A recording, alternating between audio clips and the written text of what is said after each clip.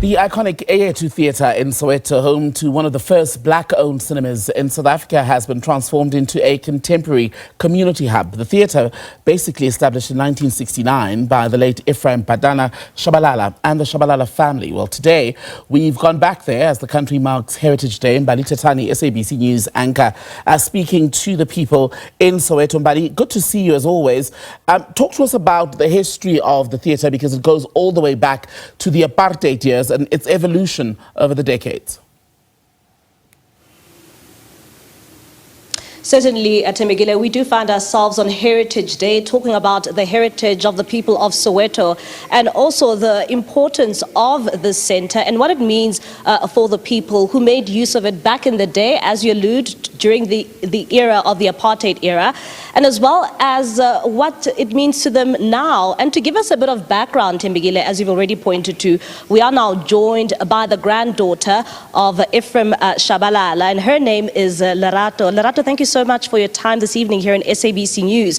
Let's start off here. I mean, we are celebrating Heritage Day, it's Heritage Month. Tell us more about this centre, Eyethu Heritage Hall, and how it came about. Understand that your grandfather is the founder of this place. Yes, thank you so much for visiting us. So, just to be corrected, Eyethu Cinema was the vision and birth child of both my grandparents, Ephraim Batana Tshabalala and his wife, Kinini Caroline Tshabalala.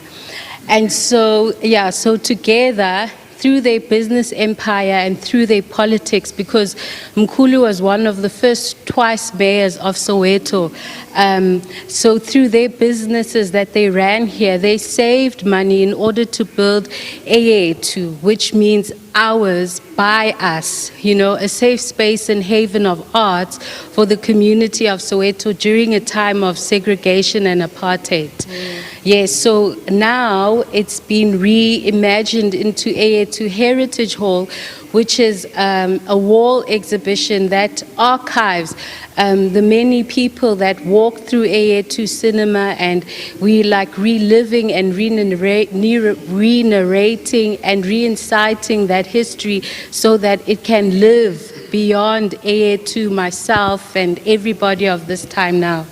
And I mean, Lerato, this place existed during the heart of apartheid, and you had the likes of different plays playing out on this platform. Maybe just give us a bit of insight in terms of what that looked like for the people of Soweto to have this hub, you know, right in the middle of apartheid. So with Eyethu Cinema, the idea was to moralize the leisure time of black people. So it was curated very well in that it would only show films that exhibit good behavior and show pride, because you become what you see, right? And so yeah, so that was the anchor of the cinema, but the stage extended just beyond movie cinema to actual live theatre cinema. And it's such a pleasure for me to work in this space, because I get people who come in and share stories like Ntate Gibson Kente, who used to write most of the plays and lived a walking distance away. So one of the guests came and said, you know, when they'd be walking in the streets, Ntate Gibson would see one thing he liked about you, and then he would say, sing, you know, just on the spot. And just like that, he had casted you for a play, you know. And the stage, one of the stories within Eyethu Cinema that also extends to the community that it housed was when Umama Abigail Kubega, her face was burnt, and the stage, the performers and the people of the time came together to create a charity concert that actually raised money for her plastic surgery. You know, you have the likes of Brenda Fassie, who started in one of Ntate Gibson Kente's plays. You have the likes of a Ladysmith Black Mambazo that actually started on the stage doing Mbaqanga and Maskandi music competitions. You have the whole history of Ntate Sipho Hotstick, starting from the Beatles to Harari, you know. And even in this space, we also speak and reincite the story of Five Roses, which people would perform at Eyethu, and then the Mecca stage was Five Roses, which is still here in Mfulo now. Lerato, maybe give us a bit of, a walk through history in terms of what you remember as a little girl coming to this center and what it means for you and this community. Okay, so myself, I was very young at the time, so I would come visit my grandparents who live across the road from Eyethu Cinema, and I remember whenever I was here, my friends would come and fetch me because we were always playing on the street somewhere. And then they would say, let's go to Eyethu, and I'd be so scared. I'd be like, I don't have money, I don't know how I'm going to get in. And then we would always come into the line, and then they would say, no, ngenani, so that was my experience. And coming inside, so these are the original chairs from the cinema behind me, and so coming inside, there would be rows of children, adults, teenagers, just all over the space. You'd find 3 kids on a chair at a time. Thank you so much, Lerato, and sharing some of those very important stories with us. And Temegile, I'm going to bring in now Babus Pelele. And Babus Pelele, I want us to talk about your father and the historic moment that he did in this country back in the day during the height of apartheid. Tell us more about it. Yeah, Ben Kachasi played a very important role in music in this country. He was the first black man to perform an oratorio called Handel's Messiah.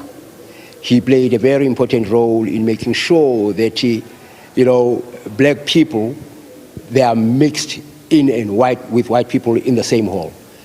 He made sure that, with this segregation that was there during that time, between 1959 up until 1970, he played a very important role in making sure that white people and black people can live together in one space. But then due to apartheid, that was very, very difficult at that time. It made sure that they stopped these performances of Handel's Messiah in 1970. So they began in 1959, and then the apartheid stopped in 1970, seeing that people are getting together in one space. And when you look at a place like this and what it means for our heritage, why is it so important for us to preserve such spaces? Well, it is very important for us to preserve such spaces because of now our kids. They will learn about what we've done as this time, what their forefathers done during the apartheid regime, what roles that they played during the apartheid regime. It was difficult, but then they managed to penetrate all those difficult times that they were here. Just lastly, I'm just going to bring in now Ulanga and Khaugelo, 2 young people who make use of this center. Quickly, guys, if you could just wrap it up for us, what does Eyethu Heritage Hall mean to you and for your community? Hello, my name is Langa. So Heritage Hall means a lot for us as young people because it provides a place not only of historical information but also platform. Unfortunately, creatives and like Khaugelo and myself were not given a place or platform to express fully historically and information-wise in terms of our arts. So, and you, Khaugelo? Well, we seek to tell the stories of an ongoing tradition, and hence we had started the whole band called JOD, Jalan Owadondola.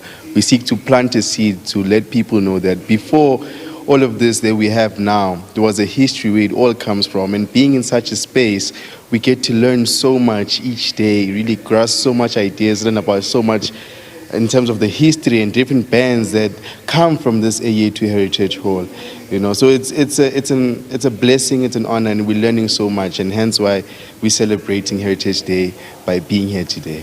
Thank you so much, Khaugelo. As you can hear there, that is Khaugelo and Langa, just giving us in terms of an aspect of what this place means to them as young people, celebrating Heritage Day today, and just, looking back at what it meant for people back in the day and how important it was to have a space of this nature. Back to you. And it's a beautiful space, Mbali. Thank you so much for showing us around. Mbali Thethani, SABC News reporter, live at SABC News anchor, at the Eyethu Theatre. That's in Soweto.